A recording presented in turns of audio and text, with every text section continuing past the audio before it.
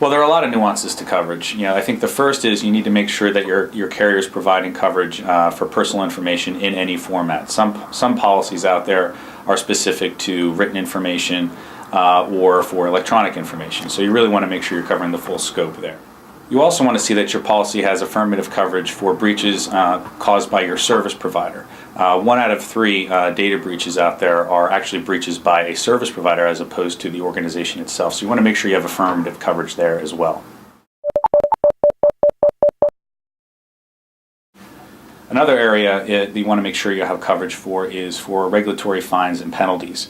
Now, many policies are going to say that this is covered where insurable by law, but you want to make sure that you have coverage for fines and penalties, and you also want to make sure that you have coverage for the Consumer Redress Fund that may be imposed as well.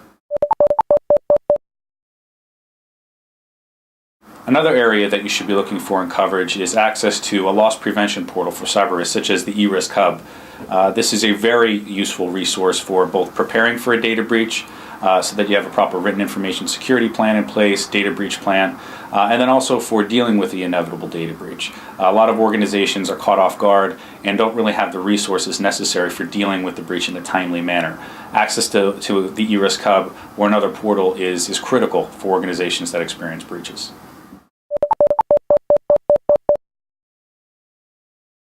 One particular area where carriers differ greatly is the type of coverage that they're offering under their expense funds. You want to go into great detail to make sure what type of coverage you have. Examples would be, what type of trigger do you have in the policy that gives you access to the funds?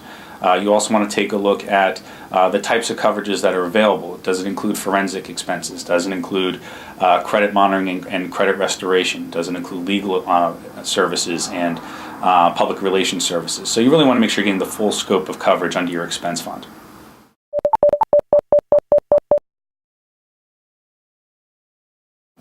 First, there are a number of industries that are specifically buying this coverage, such as healthcare, financial institutions, and retail. But there are a number of other industry groups that are now finding that they have these types of exposures as well. Impacting all industries, first are the number of regulations that have recently been passed. These regulations do a couple of things. One, historically, they've required organizations to notify individuals that have they've lost their information. And then 2, they're requiring organizations to do more upfront to stop these data breaches from occurring on the front end. For example, the identity theft red flags rule and the Massachusetts encryption law both require organizations to do more on the front end to prevent data breaches.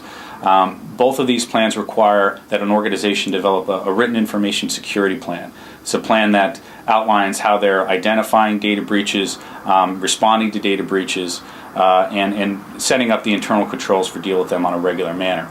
Another interesting piece is that these plans must be signed off by a board of directors. So it really does put some of the responsibility up on senior executives. It also has specific fines and penalties that may be imposed for non-compliance with these bills. Many organizations out there don't have these plans in place and are falling down in how they're responding with these breaches. With more than 45 state notification laws and other federal laws, it's very easy for an organization to fall out of compliance with their requirements under these laws. Plaintiffs' attorneys today are spending more time concentrating on the organization's failure to respond to these data breaches, and that's really providing them an opportunity to show negligence in the organization, even if they did a good job in trying to stop the event from occurring in the first place.